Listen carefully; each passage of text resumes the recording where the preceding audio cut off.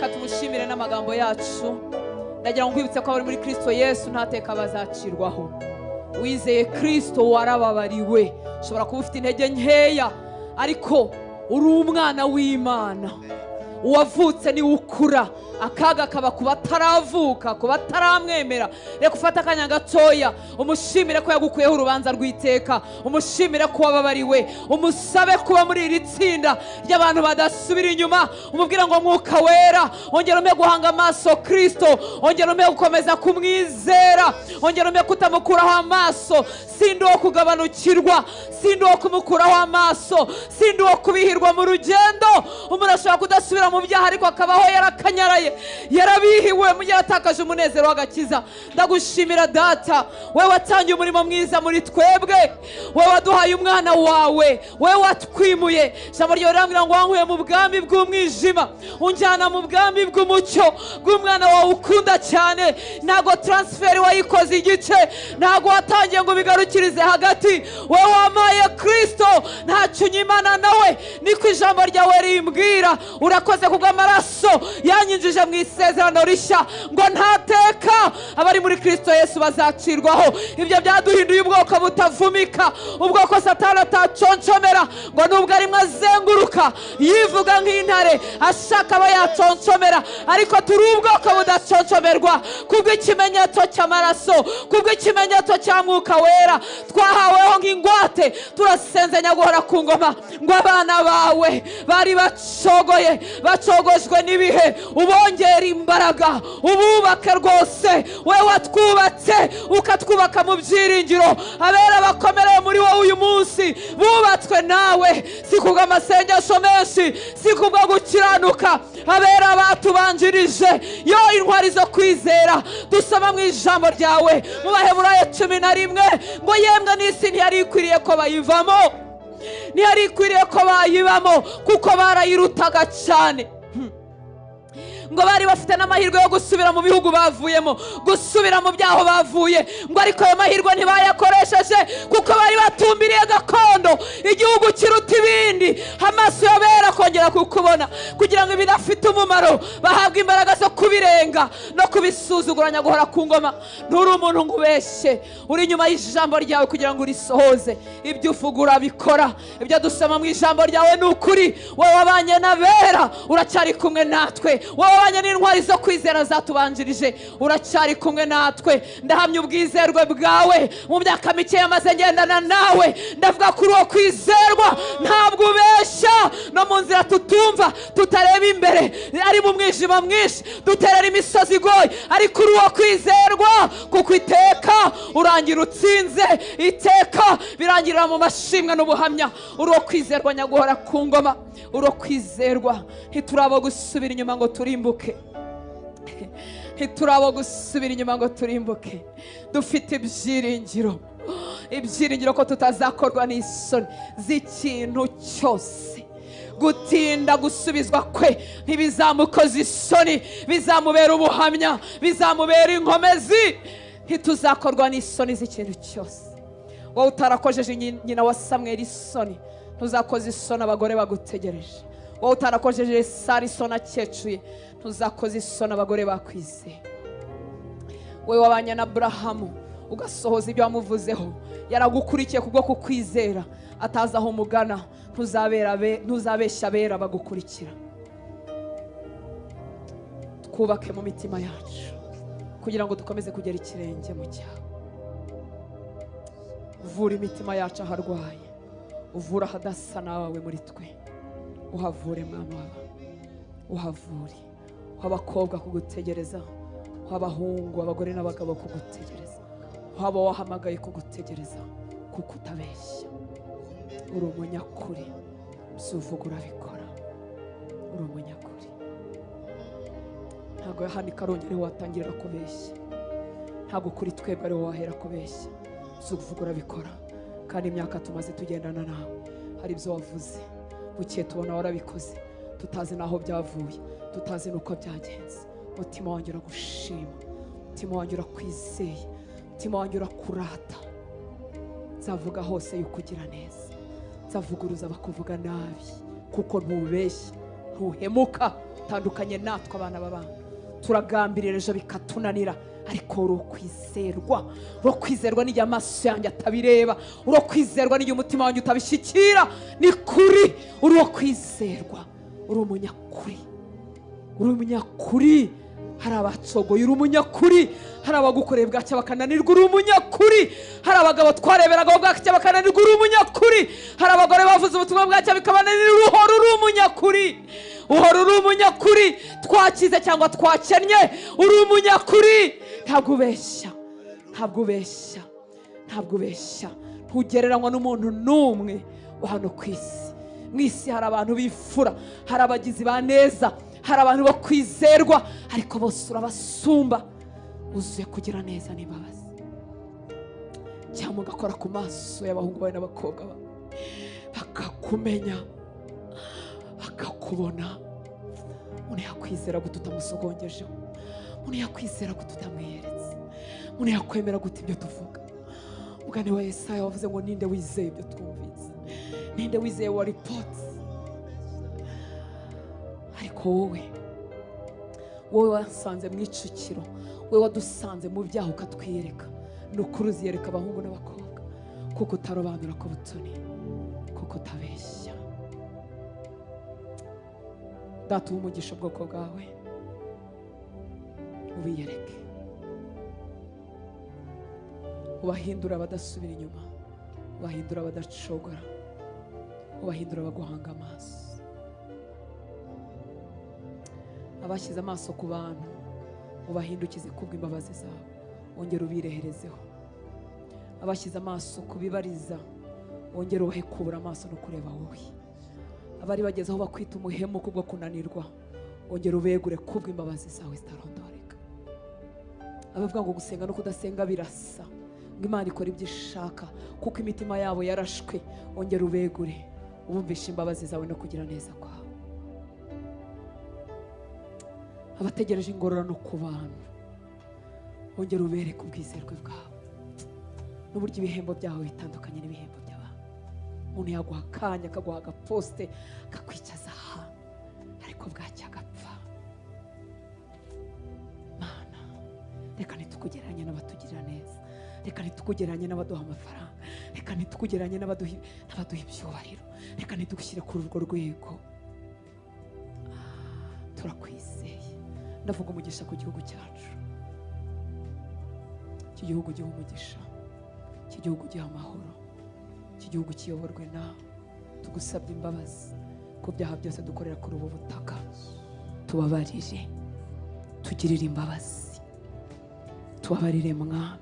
Duhagaze mu cyuho cya bene wacu, tugusaba imbabazi.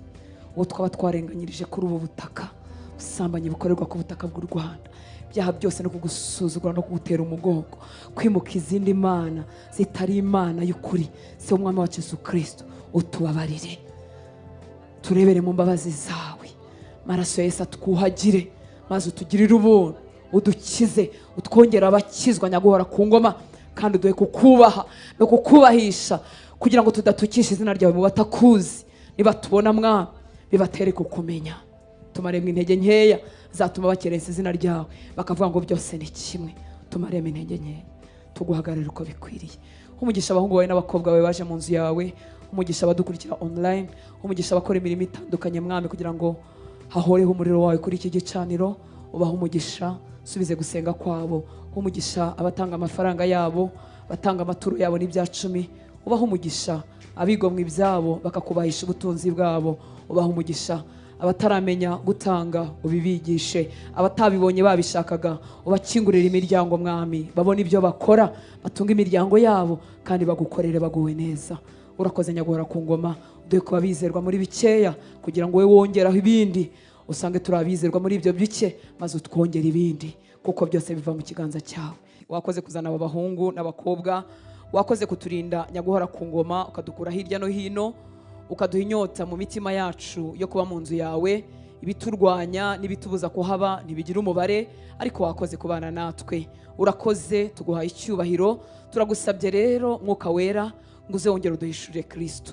Amagambo dusoma dushobora kuba twaragiye tuyasoma twaranayumvise, twarayisomeye ubwacu, barayatwigishije se, ariko ndakwinginze Mwuka Wera ngo umpishurire Kristo. Ngewe uvuga ume kumenya Kristo birushijeho, abo mbwira ubwoko bwawe, abahungu bawe n'abakobwa bawe bamumenye, ubimenyekanishe Kristo. Ntabwo amagambo yanjye yaba atondetse neza yanjemo ubwenge n'ubuhanga, yaba atondetse nabi mu buryo bwa giswa, nta muntu yafasha, nta n'umuntu yakiza, ariko wayakoresha nk'ibikoresho wowe ukayacamo, ukagira umutima wihishurira, ukishurira umutima w'umugabo, w'umugore, w'umutoya n'ukuze, ukishurira imitima yabo, kuko iyo umuntu yakubonye aba yakubonye. Ni ukuri ubuzima burahinduka, arusha imbaraga iby'iyi si, ashyirwa hejuru ibi byamurwanyaga, ahabwa amaso yo kukubona kandi agituye muri iyi si, amenya neza ko ibyo yiringizwa nawe wamuhamagaye ari iby'ukuri atari amagambo, bimuhindukira imbaraga. Ngwino twihishurire mukunzi mwiza, ngwino twihishurire, ngwino ubane natwe, ngwino twigishe iby'uru rugendo, ngwino wongere utumenyeshe ubwizerwe bwawe, ngwino tubwire ko utabeshya, ko atari igipindi, ko atari amagambo, ngwino ubyandike mu ndiba z'imitima yacu, ngwino tugwirize imbaraga zo kukubaha no kukubahisha mu minsi udutije. Tuguhaye icyubahiro, ni mu izina rya Yesu dusenze, amen. Haleluya. Imana ibaha umugisha. Twari mu cyumweru cy'amasengesho, Imana ishimwe ku babishoboye bakagira umwanya wo gusenga no kwiyiriza. Haleluya. Imana ishimwe ku basenze batashoboye kwiyiriza, ariko byibuze abanasenze. Muzi yuko iyo tubivuze hano ku cyumweru hari abantu babiheruka turi hano, bakabiheruka mu itangazo, icyumweru kikagenda nk'ibindi byumweru byose. Imana ikubabarire. Ndavuze ngo Imana ikubabarire. Ni akaga kutamenya igihe cyawe cyo kugendererwamo, kuko ibihe byo kugendererwa ntibihoraho. Haleluya. Imana yiyeretse Mose mu gihuru cyaka umuriro, hanyuma ariko ntiyavuga, ariko ikurura attention ye cyangwa ikurura kubyitaho kwe, yaka mu gihuru, igihuru kidakongoka. Hanyuma ijambo ry'Imana riravuga ngo Mose akebukishwa no kureba ibibaye, ngo Imana ibonye ko akebutse kugira ngo arebe ibibaye, noneho iravuga. Haleluya. Ni akaga rero kumva hari itangazo, hari ibintu bidukangurira kwegera Imana, ukajya ugira ngo si wowe babwiye. Imana iturinde kandi bidukize. Haleluya. Nyine abari hano ni nabo tubwira mwihangane, kandi ubwo wenda birareba ahubwo abadahari, ariko kuko ari twe duhari, ni byiza ko dukangurana. Ni ukuri neza y'abantu igarukira bugufi, biba ari akaga guhanga amaso umuntu. Ndamutse nanakuzamuye nakugezaho amaboko yanjye agarukira, kandi nayo ni magufi, kandi amaboko yanjye agarukira ajya anaruha. Ni ukuvuga ngo niba ari njye wagushyize hano hejuru, ninanirwa tuzagwana hasi, ariko kugirirwa neza n'Imana. Haleluya. Nibyo birama. Niyo mpamvu dukwiriye guhanga Imana amaso yonyine, ikazakoresha bizashaka gukoresha. Haleluya. Uburyo duhanga Imana amaso rero si ubundi, twiga ururimi rwayo, tukiga ibyo ivuga n'ibyo ikunda, tukitoza kubigenderamo. Hamwe hantu duhurira n'Imana ni mu gusenga, kandi gusenga byahawe abantu bose. Si ngombwa ngo usenge nk'uko unsenga, si na ngombwa nanjye ngo nsenge nk'uko usenga, ariko umuntu wese yasenga. N'utazi kuvuga yasenga, n'ufite ubumuga bwo kutavuga yasenga, kuko gusenga kuva mu mutima. Ikindi mbasaba, nubwo mbasaba byinshi, ni ukutagwa mu mutego w'idini. Umutego w'idini utuma umuntu avuga ibintu ku munwa bitari mu mutima. Haleluya. Twebwe abayobora amasengesho, kanyabucyanga niho hicara abayobozi, twebwe abayobora amasengesho, twebwe abigisha, dukwiriye kwinginga Imana iteka ikiri ku munwa kikaba kiri no mu mutima. Muranyumva nshuti z'Imana? Idini rirashukana, umuntu agasigarana iby'inyuma no ku munwa bitari byari biri mu mutima. Nimunaririmba abaririmbyi, haleluya, munyumve mwirangara. Nimunaririmba ukajya wumva ibintu uri muririmba bitandukanye n'uko ubayemo, mu mutima wawe hajya haba isengesho rivuga wenda ngo turimo turirimba ngo Mana ngo uhaye ibyanjye byose, ariko ubizi mu mutima kutumvira Imana, kutayihaye byose. Uvuga uti Mana ndimo ndabiririmba ariko mpakuba byo, ejo tutazatahira idini. Idini rituma Kristo kibiha, idini rituma tubura imbaraga, idini rituma tubaho twihishahisha, tutaryohewe n'ibyo twatura n'ibyo twizera. Ariko ibyo duhamagarirwa mo ni ukuba byo, si ukwigira byo. kandi Yesu ni umutunzi w'imbabazi. Umuntu wese umushaka mu ntege nke ariko amushaka aramwiyereka. Nta nubwo aduhamagarira bwa mbere kugira impano z'ibitangaza, aduhamagarira bwa mbere na mbere kubana nawe. Idini rero rijya rituma tuba mu marushanwa y'impano. Imana itanga impano uko ishaka. Haleluya. Nshobora kuzarinda nsaza ntahanuye, njya nkunda ubuhanuzi ariko bukongera bukantera n'ubwoba, akuzi kwihandagaza ukavuga ngo Uwiteka aravuze kandi wenda avuze ibintu bikomeye, hari ubwo mbukunda ariko nkumva buteye n'ubwoba. Ariko Imana itanga impano uko ishaka. Bumwizerwa mu byo wahawe, Imana izakongera ibindi. Nta rushanwa turimo ry'akanaka n'akanaka, tugira umutima ukubana n'Imana umeze nk'uw'abana batoya. Haleluya. Mama yarazanye iby'abamama nyine. Ku cyumweru cyashize twavuze ko twitegura kubaka. Imana ishimwe ko Imana yadushoboje, ugatanga amafaranga yawe ngatanga yanjye tukagura ubutaka bwacu. Imana nibishimirwe. Murabizi twabuguze burimo inzu ntoya ariko yashaje kandi ikeneye kongera gusanwa, kuzamurwa. Rero turi mu gikorwa cyo kuyisana, kandi mu kwizera kwacu twizeye ko Noheli izaba turiyo. Hari umuntu ufatanyije nanjye kwizera. Haleluya. Ku cyumweru twarabibabwiye kugira ngo twitegure gutanga amafaranga yacu uko dushobojwe, hanyuma dufatanye kubaka. Budget iri around cyangwa izengurutse hafi miliyoni 20. Imana ishimwe ko igikorwa cyaratangiye kuva mu cyumweru gishize. Hari abakozi b'Imana bitanze gutanga ibitangira, amabuye yo kuzamura ibikuta byasenyutse, amatafari, umucanga, sima. Rero mujye muhaca munahasengera, munahatura ibyiza. Ibikorwa byaratangiye. Ikindi ku munsi w'ejo hari n'inshuti yatwemereye igisenge cyose. Murumva bitarimo kuza? Imana imuhe umugisha. Haleluya. Nimuze dukorera Imana uko dushoboye. Niba ufite menshi utange menshi, hanyuma niba ufite makeya utange make. Ubu gutanga kwanjye kwangana no kwa Sharoni? Ntago kwangana. Ni umwana wenda ashobora gusagura 1000 kuyo namuhaye nk'umubyeyi, ariko reka dutange nkuko turi. Sibyo? Niba uri umukozi igomwe nyine mushahara, niba ari igice niba uduha wose ntabyo nzi, ariko igomwe uduhe. Uze twubakira Imana. Haleluya. Niba ufite makeya tanga nyine makeya, ariko ndasaba kugira ngo twese dutange. Iyi ni inzu ya Data. Haleluya. Ntabwo ari inzu yanjye, ni inzu ya Data, ni inzu yacu twese. Ni ahantu tuzavugira ubutumwa bwiza tukagubwa neza, ni ahantu bazaza gusenga barushye bakaruhuka. Haleluya. Ni ahantu tuzaba tuvuga iby'Imana, nta kindi kineye kuhakorerwa. Ntituzahabyinira, ntabwo azaba ari disco, ntabwo tuzacururiza inzoga, azaba ari inzu y'Imana duhimbarizamo Imana. Reka rero twese tubigire ibyacu. Ituro niba warizanye warabyumvise ku cyumweru gishize uritange. Ikindi dufite nimero za konte y'inyubako, ukoresha banke washyiraho, washyira kuri Momo, igishoboka icyo ari cyo cyose. Kandi mbwira abana ndabwira n'abadukurikira online, siko bimeze ra? Dutange twenyine nabo uko babishoboye batange, Imana iduhane umugisha. Ikindi dufite details za buri gikorwa. Umuntu akeneye kuvuga ngo ngewe nzagura sima zose, watubaza twabwira ngo sima twabaze abubatse uko batubariye nizi. Ukeneye kwishyura main d'œuvre abafundi bose, kuko twarapatanye kugira ngo umuntu azakore byose, azamura sakara, ashyiremo plafond, akore plomberie, by'amazi ashyiremo amatara, mwene ibyo bintu byose. Nabwo ushaka kutubaza ngo main d'œuvre nangayo nyizi mu mutwe ni 5,000,000. Twabikubwira. Ukeneye kugura amatafari, ukeneye kugura umufuka umwe wa sima, twakubwira igiciro naho turimo tuzigura, hanyuma tukabikora. Sibyo nshuti z'Imana? Imana yo mu ijuru ibibahere umugisha. Kandi ntibagirwa gushima nanone, kubishimira uburyo mu byitangira. Amafaranga twahereyeho murabizi upatanye nkuko hari ayibanza kumuha mugasezerano wenda kuzamuha ndi hageze muri rento cyangwa mu gusakara. Amafaranga twamuhaye ku munsi w'ejo 1,5 yavuye mu maturo yacu. Haleluya. Iyo utanze amafaranga yawe twishyura iyi sare, tukishyura ibyangombwa tugomba kwishyura, tugasevinga. Urumva tutabikora neza. Rero Imana ibahe umugisha. Ejo nasanze abakozi b'Imana Obed na Bosco barimo bakorayo, n'Imana ibahe umugisha. Amen. Tubyiteho, tubisengere, tubigira ibyacu.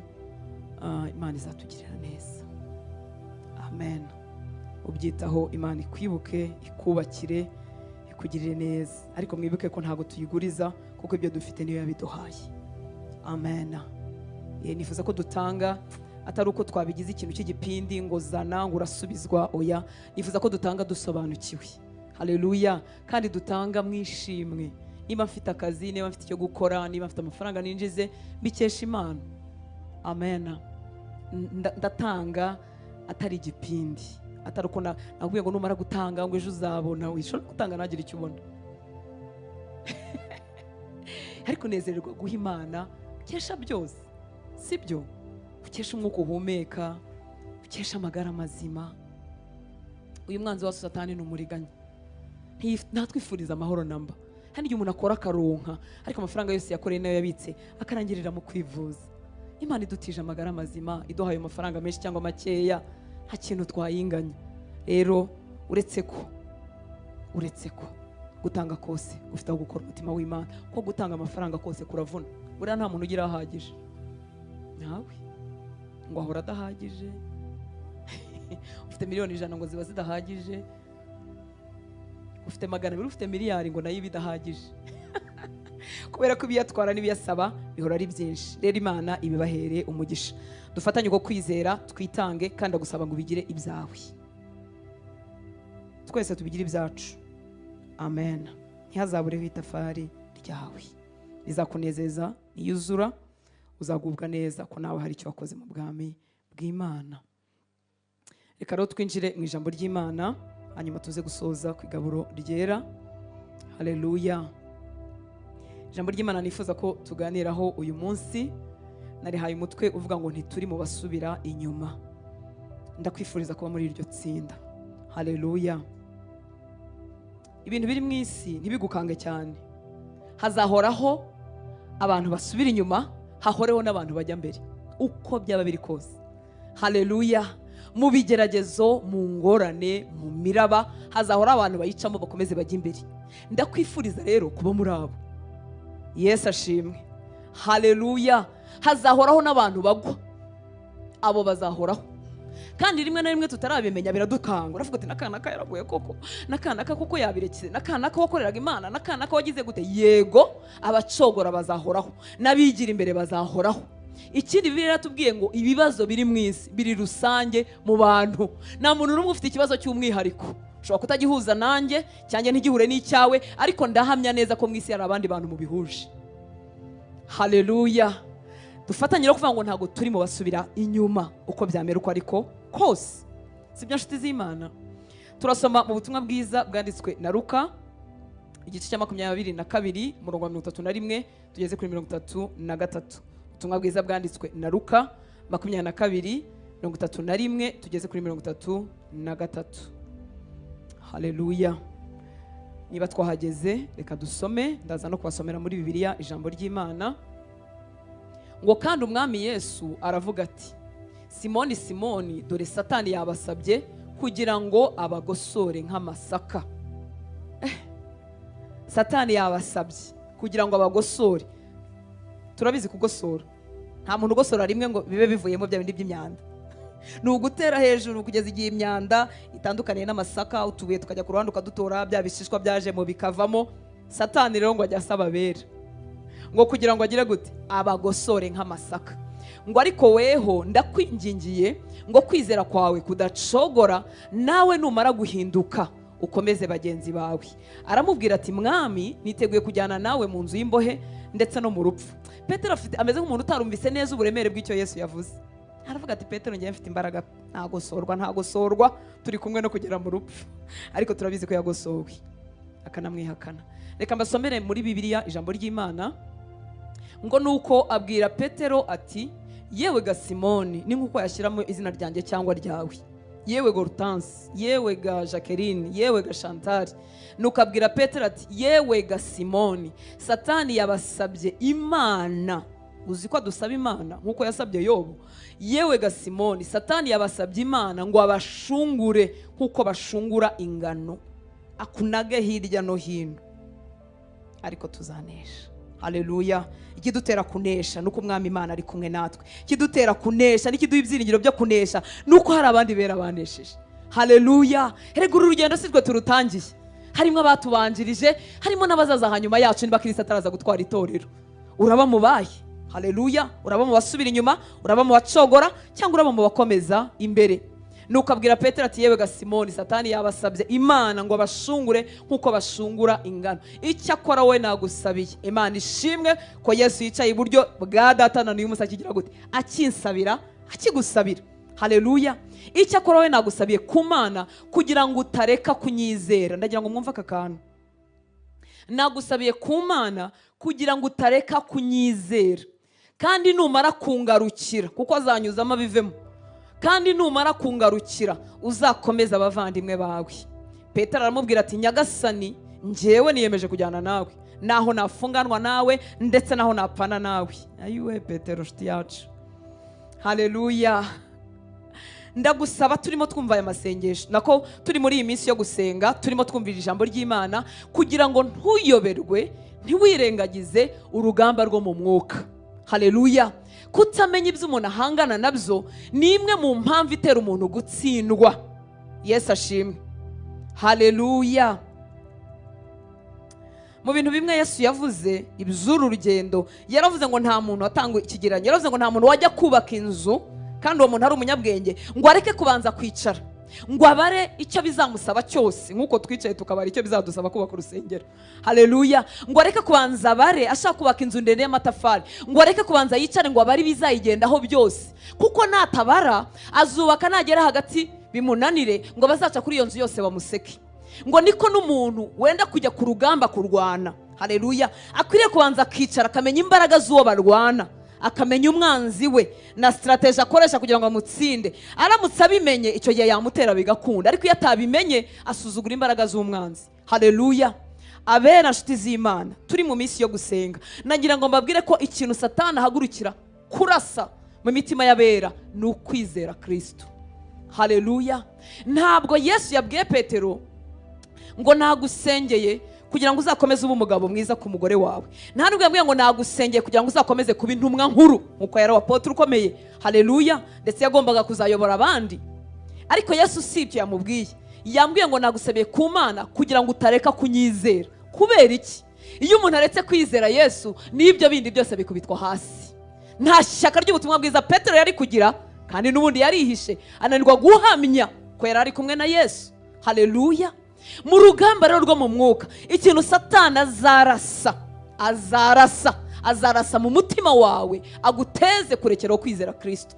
Ubu mu Kristo wabihiwe, ubu tuza gusenga, ariko hari igihe umuntu abara mu mutwe ngo ndaza guhura na Hortense, ndaza guhura na Chantal, ndaramukanya na Oliva, ndahasanga Obedi, arabanza iyi ndirimbo akurikizeho iyi. Nta kantu na kamwe mu mutima kerekeye kuri Yesu. Yesu abwira Petero ngo nagusengeye Petero kugira ngo utarekeraho kunyizera. Niki kizana imbaraga muri rugendo? Ni uguhoza amaso kuri Kristo. Haleluya. Ikibazo si ibibazo dufite kuko bizahoraho kandi biri rusange mu bantu, ariko abarambaraye, abatari muri iri tsinda twifuza kubamo, turimo tuvuga ngo ntiturimo basubira inyuma, uzi cyarashwe mu mitima yabo, barekeyeho kwizera Yesu.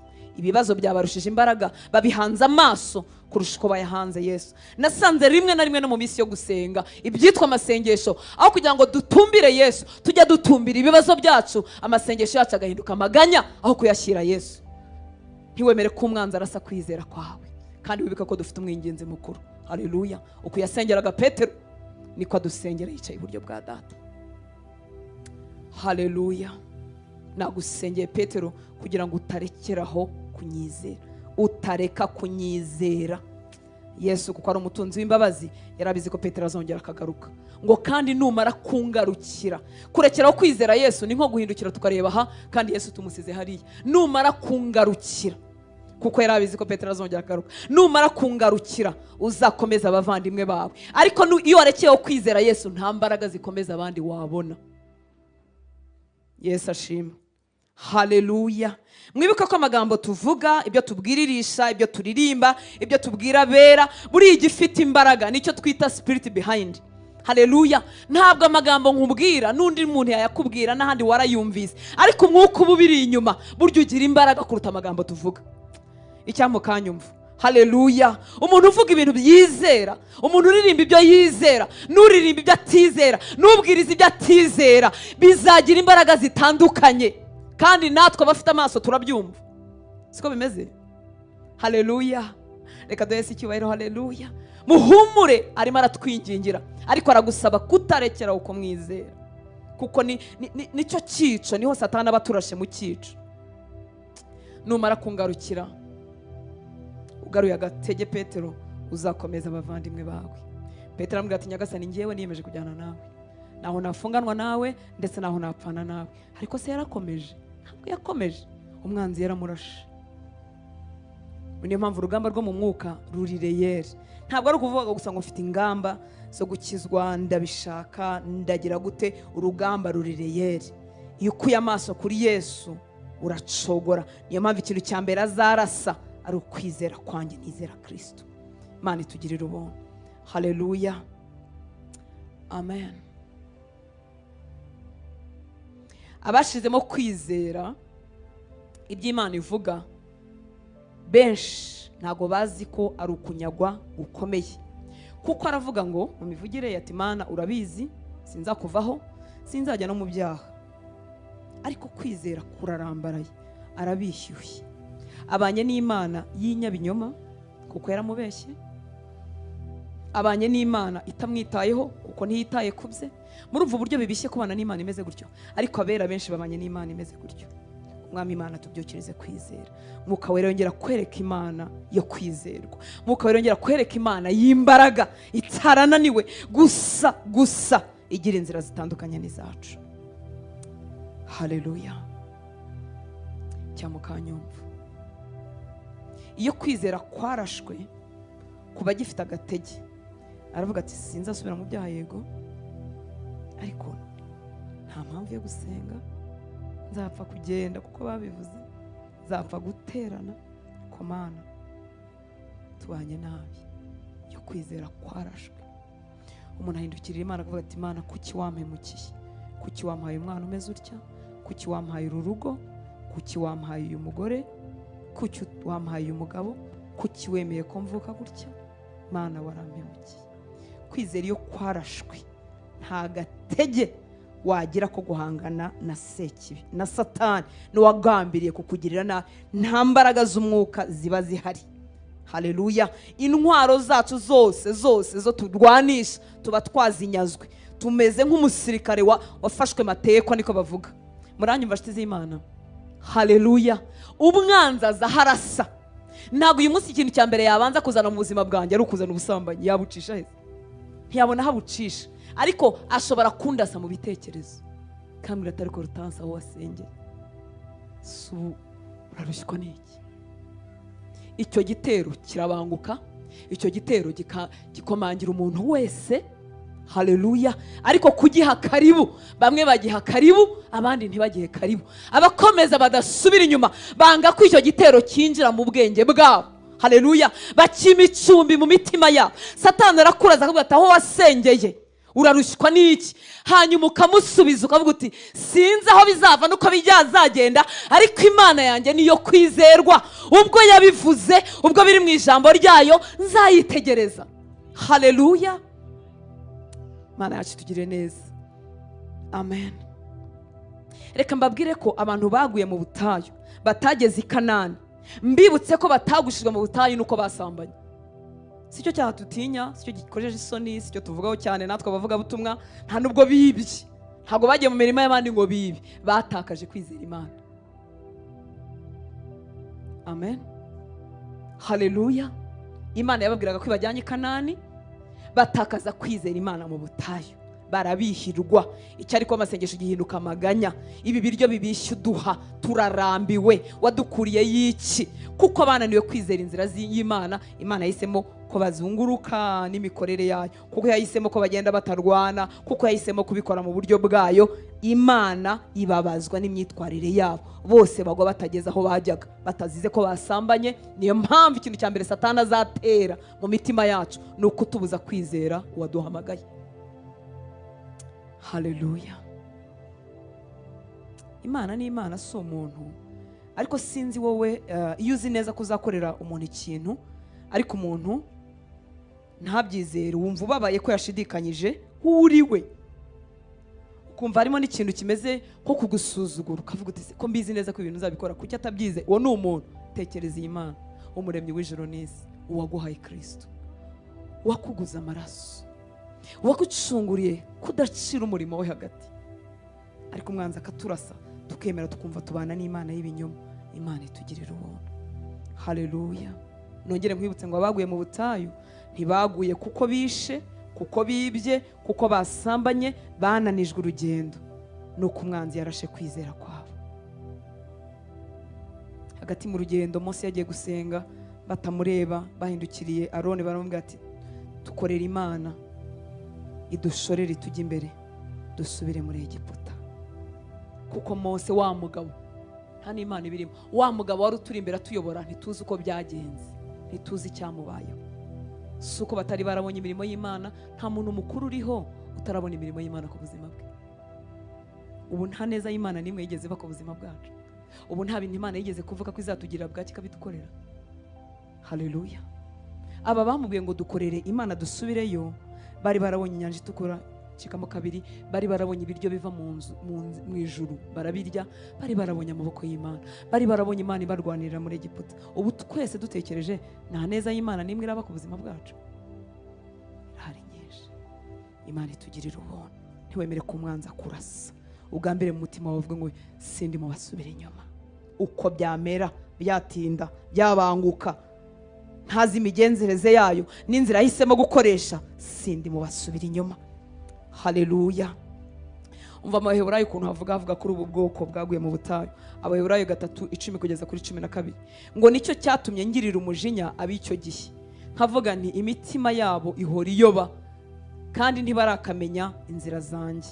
Nuko ndahirana umujinya wanjye ntibazinjira mu buruhukiro bwanjye. Nuko bene data mwirinde hatagira uwo muri mwe ugira umutima mubi utizera umutera kwimura Imana ihoraho. Mu yandi magambo, mu cyicaro cy'Imana hakicaramo amaganya gusa, hakicaramo kutizera, hakicaramo gucogora. Nuko bene data mwirinde hatagira uwo muri mwe ugira umutima mubi utizera umutera kwimura Imana yari yarayimitse, ariko umutima mubi, umutima w'amaganya, gutinda kw'ibintu biraje byimuye Imana. Mu yandi magambo, Imana ivuye mu mwanya, hagiyemo amaganya yanjye, n'ibyo naburiye ku Mana, n'ibyo yatinze kumpa, n'ibyo byimye, n'ibyo bifashe intebe. Imana itugirira ubuntu. Haleluya. Wongere ushaka n'Imana umwete, nubwo inzira zayo utazumva. Erega ntabwo tuzabyumva byose. Haleluya. Aho kubura kwizera Kristo bibera bibi, bisohora umuntu mu kiruhuko, akaba hari umukristo w'indushyi. Kiruhuko twagenewe kwakira muri Kristo Yesu tukakibura. Kubunza umutima, kutizera Imana, bisohora umuntu mu buruhukiro bw'ukuri buri muri Kristo Yesu. Ariko kwizera Imana kwinjiza umuntu mu kiruhuko. Abisi bashobora kuvuga ngo yabuze ubwenge, abakristo bashizemo kwizera bavuga ati ariko wowe ntunatekereza, nturebe uko abandi bigenza, dore bacaha naha bakirwanaho. Ariko kwizera Imana kuntuza mu kiruhuko, kintera gutegereza Imana igihe izabikorera, kandi ngayitegereza ndi mu nzira zayo, ntirwanarwanyeho mu mafuti. Imana yacu tugire neza. Haleluya. Wikwemera gusohoka mu kiruhuko, Umwami Imana yera kwinjizemo. Ntongere nkubwire ngo isi zahorana abigira imbere n'abasubira inyuma, wowe uraza kuba mubaye.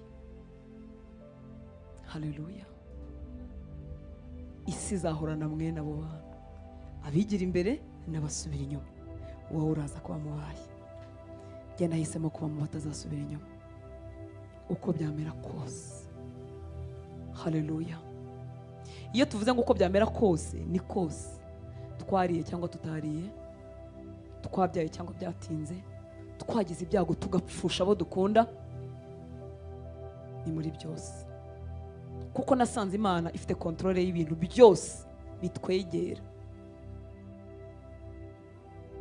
Nta kintu cy'impanuka mu maboko y'Imana. Haleluya. Ube mu ntwari zo kwizera zitemera kugabanukirwa. Ushobora kurira bibaho, ushobora no kubabara, ariko jya urira uvuga uti Imana ndakwizeye, ndimo ndarira, nukuri ndababaye, dore Kanaka yambwiye ijambo. Tuvuga umeze nka nyina wa Samweli wahuye na Penina, kandi ba Penina babaho mu nzego zose. Haleluya. uvuga uti nahuye na Penina, dore yanyibukije ko ntarabyara, yanyibukije ko ntarashaka, yanyibukije ariko ho hasengeye ba Penina barahari, Satani arabaprepara neza bakaba mu nzira zacu. Ariko Imana nanone ikabyemera neza kugira ngo bidutere guhindukirira Imana. Hari igihe tudamarira mu kibazo tukarekeraho gusenga, ariko twahura na ba Penina batwibutsa ko turi ingumba, bigatuma duhindukirira Imana. Wari ugiye kureka 7 days ugahita uzinjiramo kubera Penina arakabyara. Haleluya. Akakujomba bien, umwambuka gucengera n'ijambo.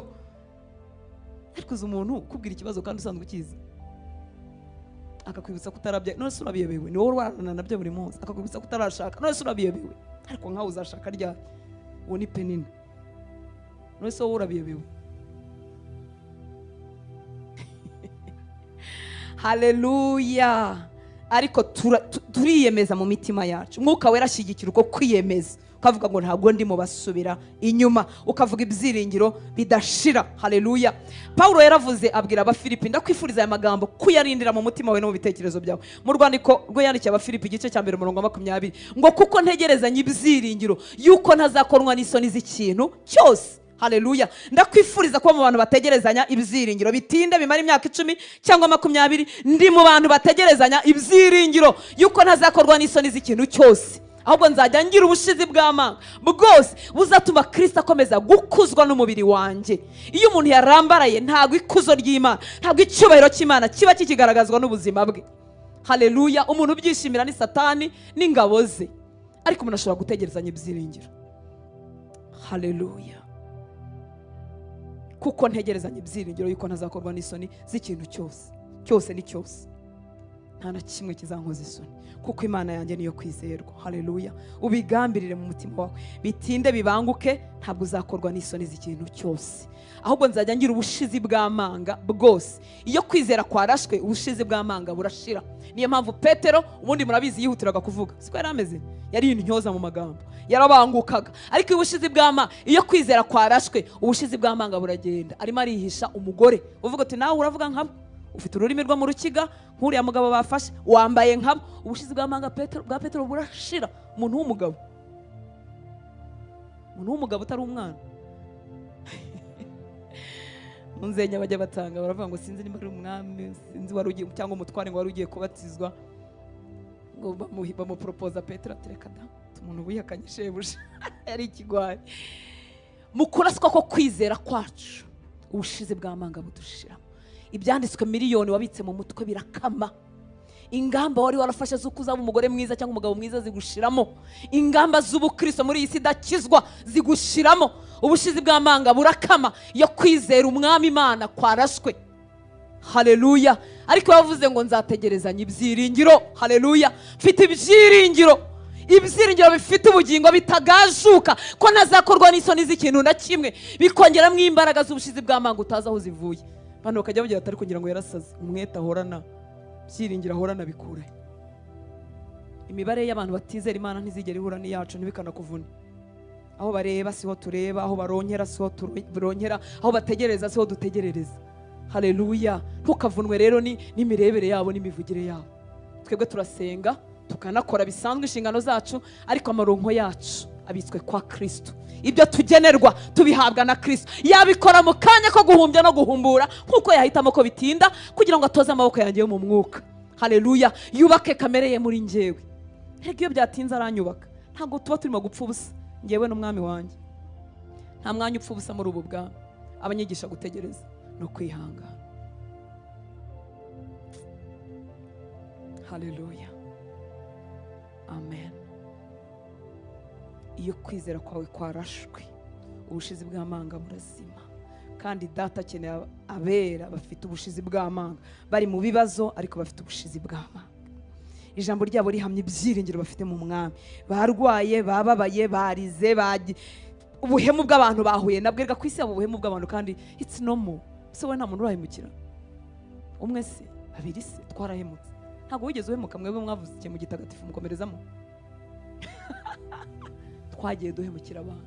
Kwisi rero hari ubuhemu bw'abantu. Ubuhemu bw'abantu buzatugeraho, kuko ni abantu badafite Imana yuzuye muri bo. Bashobora no guhemuka bari mu nzu y'Imana, kuko Kristo atazagwirira muri bo. Ni ibisanzwe. Ariko Data n'ukuri ntabwo ahemuka. Haleluya. uwemera ko ubuhemu bw'abantu bukugeraho nuko ashaka kukwigisha imbabazi kurusha ibitambo.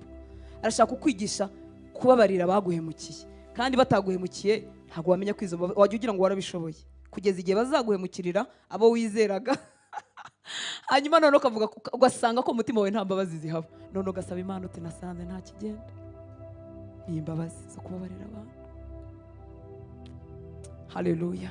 Kuki ibi ndimo kubikubwira ni ukwibutsa bigashimangirwa mu mutima wawe ko ibibazo urimo n'ingorane mpura nazo ziri rusange mu bantu bose. Haleluya. Nta kintu gishya kizaduka munsi y'izuba. Abantu barambaraye hasi uyu munsi ni abantu babona Imana yarabahemukiye, ni abantu ubuhemu bw'abantu bwagezeho akarambarara akumva yapfa cyangwa isi yakwasama ikamumira. Ariko muri abo bantu bagezweho n'ibyago, muri abo bantu batekereza ko Imana yatinze yabahemukiye, iteka hazahoramo amoko abiri y'abantu. Hazahoramo ababicamo bakigira imbere, hahoremo n'abandi barambarara. Muranyumva nshuti z'Imana? Haleluya, haleluya. Hari abakobwa batereranywe na bafiyanse babo cyangwa n'abahungu babateye amada. Hari abahungu bavuze ngo ntituzongera gushaka ngo kubera ko nawe n'umukobwa wahoze ari umurokora ari umuririmbyi ngo buke yarampemukira, ngo ubwo nuvuga ko nta bakobwa babaho, agahita bihirwa akareka umurimo w'Imana. Hari abagore barekeye gukomeza gukurikira Imana kuko abagabo babo babaye babi. Hari abagabo babihiwe mu rugendo kuko abagore babo babaye babi.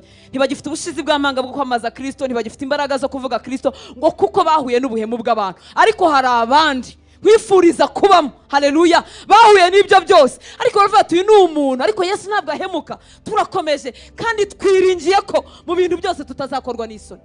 Reka duhe Yesu icyubahiro. Haleluya.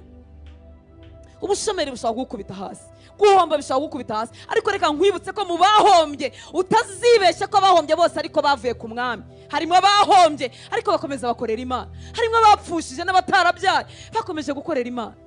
Haleluya. Ikibazo kituriho tuba twibwira ko uko twarambaraye ariko n'abandi bose barambaraye. Hariho itsinda ritarambarara. Haleluya. Ndakwifuriza kuba muri iryo tsinda. Haleluya. Ubushizi bw'amanga burimo burakamuka mubera. Tuzagira ubushizi bw'amanga ariko ibintu byose byaciyemo. Abantu bazabwiriza ariko bahiriwe. Ayo mahirwe y'impande zose ariko ubundi abaye ngo muyandangire. Amahirwe y'impande zose wakebuka ahantu hose ugasanga hose. Yewe yagize ibyagapfusha abana, amatungo amushiraho, asigarana n'umugore wa kasha. Njya nibaza abana bagarutse Imana yagiye kumuha abana ikamuha n'ubutunzi, ese umugore yarakijijwe? Wabona yaragumye hari ameze kuriya. Oh, Pawulo yarasenze aravuga ngo yasabye Imana rimwe kabiri gatatu sinzi kangahe ngo Imana imukoreye igishaka. Ngo Imana iramubwira ngo ubuntu bwawe buramuhagije, buraguhagije. Mwarese tukareba uruhande rw'ubuntu ko ari bwinshi. Njya mbara ubuntu Imana yangiriye ngasanga ni bwinshi cyane. Ushobora kuvuga uti yego wowe nibyo wera bukugiriye, ariko ibindi za ntuzi umubare wabyo, ushobora no kubuziho bike. Ariko ubu ndeke kureba uruhande rw'ubuntu ngo nuko ibindi za biraha. Uzi ko hari ibintu nsengeye iyi myaka yose maze mu gakiza kandi maze kuba myinshi 20 n'ingahe ni hafi gufeta 25. Uzi ko hari ikintu maze imyaka 24 nsengera. Uzi ko hari ibintu nako si kimwe. Ubu ndeke kureba uruhande rw'ubuntu ngo Mana ngo warashutse, ntishukana, ntibeshya. Ubuzima bwacu buri mu kiganza cyawe, ifite control ya buri kintu cyose. Wirambarara kuko iyo urambaraye wisohora mu buruhukiro, ugahorana imihangayiko idashira, imbaraga z'ubumana zikagushiramo, imbaraga zo gusenga zikagushiramo. Ubuntu Imana yasutse ku buzima bwawe bwagombye kugira umumaro, kuko Yesu yabwiye Petero nagusengeye kugira ngo utarekeraho kunyizera, nugaruka uzakomeza abavandimwe bawe. Kubera iki? Iyo turimo kugenda nta mbaraga zo gukorera Imana namba umuntu yagira. Nizo umuntu akoresha ziba ari iz'idini zo kupfa kubeshya beshya. Haleluya. Umurezi wacu Satani azerera nk'intare ashaka uwo yaconcomera. Urwandiko rwa mbere rwa Petero 5:8. Mwirinde ibisindisha, mube maso, kuko umurezi wanyu Satani azerera nk'intare yivuga ashaka uwo aconcomera. Iri tsinda rero ridasubira inyuma. Haleluya. Twaravuze ngo ntago azaduconcomera. Amen. Guconcomera nukumira bunguri. ukamira burundu, ibyiringiro bikarengerwa, impano z'Imana zikazima, uburyohe bw'agakiza bukagushiramo, ugasigara uri indushyi kandi uri muri Kristo Yesu. Ariko reka ufatanye kuvugana nanjye ngo twebwe ntazaduconcomera. Arazerera azunguruka ashaka abaconcomera, aconcomera abande abakuye amaso kuri Kristo. Kuko iteka nukura amaso kuri Kristo imiraba izaba ari myinshi, ariko amaso yawe nutumbira kuri Kristo uzavuga uti icyo nzi nuko ayirusha imbaraga. Uvugana n'imiraba ari kumwe nanjye, utegeka byose niwe mpanze amaso. Haleluya. Bituma uvuga uti ntazanconcomera, mubamira sindimo, kandi uko nukuri nzarinda nsaza ataramira bunguri. Haleluya. Ndakwifuriza ko tugendana ngewe nawe tukazarinda dusaza atatumize bunguri. Sinabasha kubivuga byose nk'uko biri, ariko iyo umuntu akuye amaso kuri Yesu, uko Yesu yabwiye Petero ngo nagusengeye kugira ngo utarikira kunyizera, amaso tuyerekeza ahantu hatandukanye. Hari ubwo tuyerekeza ku bibazo byacu n'ingorane zacu ndetse no ku baduhemukiye, ukagenda ukanga umuntu. Hari abagore banga abagabo babo, hari abagabo banga abagore babo, hari abanga ba nyirabukwe, hari abanga. Mbese amaso yavuye kuri Yesu yagiye kuguteje ibibazo. Simvuga ko abantu baba bataguteje ibibazo, abantu bateza abandi ibibazo bazahoraho. Haleluya. Kuko ubwami bw'umwijima burakora. Amen. Ibyo si byo kwigisha abanyarwanda kuko barabizi. Abanyarwanda bazi inzangano. Twabibwira wenda abana bato, ariko abantu bakuru bagiye bahura n'inzangano z'abantu. Iyo ukuye amaso kuri Yesu, abantu bizera ibintu bibiri kandi bitagira umumaro. Hari ugushyira amaso, ndako bakura amaso bakayashyira ku bintu bibi. Hari ugushyira amaso ku bantu baguhemukiye, amanywa nijoro utekereza uwaguhemukiye, amanywa nijoro gatekereza gupfa k'ubuzima bwawe n'ibibi byakugezeho, gatekereza uwatumye umera gutyo, kamwanga, kwiyanga, kabihira ugasohoka mu kiruko Yesu yakugeneye. Ahandi hantu hatuma tunanirwe twakuye kuri Yesu amaso ni ukuyashyira kuri twebwe ubwacu.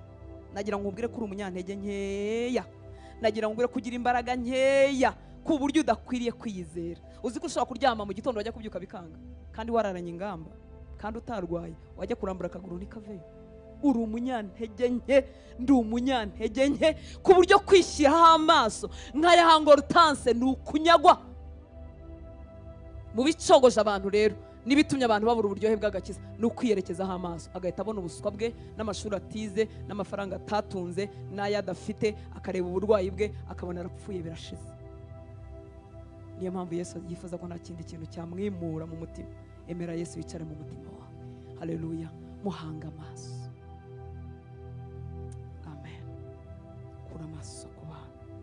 Mu bantu kandi habamo abahemuka, harimo n'abandi wari utegerejeho ineza bagucaho batayiguhaye, cyangwa hari abandi ureba ukabategerezaho amakiro. Amakiro Imana itanga yacishije mu muntu, burya ni Imana iba yabigennye.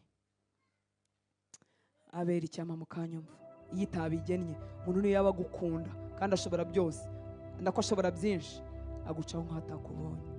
Iyo utabimenye rero, iyo wakuye amaso kuri Kristo, usigara wararakariye abantu, warabijunditse. Cyangwa iyo bashakaho ubutabazi, tabutegereje ku Mana, uhora ukora ari bukorera, babone ko se bangirire bati, babashije iki se Imana itakibacishije. Haleluya. Reka ndangirize muri Habakuki 3:14 kugeza kuri 19. Basoma Bibiliya turahazi.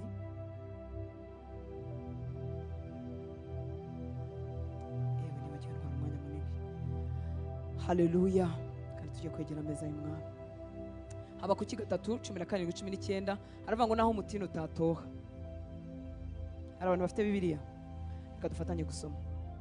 Naho umutini utatoha, n'inzabibu ntizera imbuto, bagahingira ubusa imyelayo, n'imirima ntiyera imyaka, n'intama zigashira mu rugo, n'amashyo akabura mu biraro, nta kabuza. Haleluya. Ntituraba gusubira inyuma ngo turimbuke, nta kabuza. Hejuru byacitse, ibintu byabuze, amakonti ari vide, ari muri minus, banke, ibintu byose byasaze nk'ibyakunze. Ariko umva uko kugambira, nta kabuza ko nishimana Uwiteka, nkanezererwa mu Mana y'agakiza kanjye. Haleluya. Byapfuye ntibyaciyemo, byanze, ariko njyewe haleluya. Nta kabuza ko nishimana Uwiteka nkanezererwa mu Mana y'agakiza kanjye. Uwiteka Yehova niwe mbaraga zanjye, ibirenge byanjye abihindura nk'iby'imparakazi, kandi azantambagiza aharengeye hanjye. Haleluya. Nta kabuza. Nifuza abahungu n'abakobwa bashobora ngo nta kabuza, abagore n'abagabo bashobora ngo nta kabuza ko nishimira Uwiteka nkanezererwa mu Mana y'agakiza kanjye. Erega icyo Yesu yampaye kiraruta kure ibyo azamfumbatisha byose mu rugendo rwa hano mu isi. Haleluya. Uwiteka Yehova niwe mbaraga zanjye. Amafaranga yanjye sizo mbaraga zanjye, abankunda sizo mbaraga zanjye, abanyanga ntibacogoza imbaraga zanjye kuko sibo. Uwiteka nizo mbaraga zanjye. Haleluya. Iyo Uwiteka kubereye imbaraga nukuri ntuba mu basubira inyuma, uzaba mu bantu bahora bigira imbere, batazi uko bigiye imbere, atari uko ibibarwanya byabaye bike, ariko Uwiteka bimukuraho amaso. Haleluya. Uyu murongo wa 19 muri Bibiliya ijambo ry'Imana avuga ngo Nyagasani uhoraho niwe untera imbaraga, antambagiza ahirengeye, ama kugenda nk'imparakazi nta mpungenge. Mwumva iryo jambo. Haleluya. Nyagasani uhoraho niwe untera imbaraga, antambagiza ahirengeye, antambagiza ku misozi, ama kugenda nk'imparakazi nta mpungenge. Imparakazi murayizi cyangwa kakandi twita agasha, kagenda kitera hejuru nta mpungenge, katazi ko intare yakarya, katazi ko bakarasa bakakagira umuhigo. Ariko iyo twizeye Uwiteka, haleluya, aduhindura nk'imparakazi, tugatumbagira muri iyi si irimo amakuba n'ibyago, ariko tukagenda nta mpungenge kuko tubereye maso. Reka tumuhe icyubahiro. Kwizera kuzanwa no kumva ijambo ry'Imana. Genda wumva ijambo ry'Imana urishyizeho umutima wawe wose. Sibyo nshuti z'Imana?